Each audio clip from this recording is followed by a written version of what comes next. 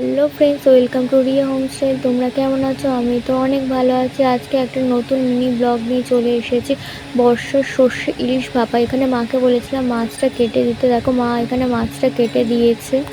ইলিশ মাছটার ভিতরে জানো তো ডিম ছিল। কার কার ডিমওয়ালা ইলিশ খেতে ভালো লাগে অবশ্যই কমেন্টে জানিও। এখানে নুন, লঙ্কার গুঁড়ো, হলুদ গুঁড়ো দিয়ে মাছটা মিশিয়ে নিয়েছি। এখানে দেখো মাকে বলেছিলাম সর্ষে আর কাঁচা লঙ্কাটা বেটে দিতে। মা এখানে সর্ষে আর কাঁচা লঙ্কাটা বেটে দিয়েছিল।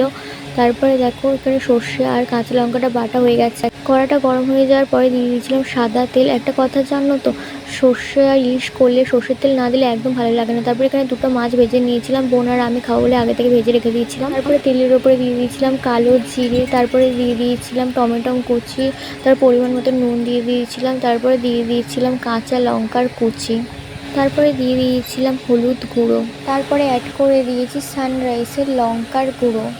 একটা কথা কি জানো তো, মিক্সচারে মশলা খাওয়ার চাইতে হাতে শিলে মশলা খাওয়ার টেস্টটাই আলাদা। তারপরে যে মশলাটা আমি করে রেখেছিলাম সর্ষে আর কাঁচা লঙ্কা বাটাটা দিয়ে দিয়েছি। তারপরে দেখো টমেটোটা আমি এখানে একটু ভেঙে ভেঙে দিচ্ছিলাম। জানো তো এটা টমেটোটা একটু ভেঙে দিলে গ্রেভি গ্রেভি মতো হয়, তাই তারপরে আমি একটু নাড়াচাড়া করে নিয়েছি। তারপরে একটু নাড়াচাড়া করে নেওয়ার পরে তারপর একটু পরিমাণ বাংলায় আমার সর্ষে ইলিশ চিংড়ি কষিলাম, বাংলা পাশে মাছকে ধুয়ে জিরের বাটায় দাও। বাংলায় আমার সর্ষে ইলিশ চিংড়ি কষিলাম, বাংলা পাশে মাছকে ধুয়ে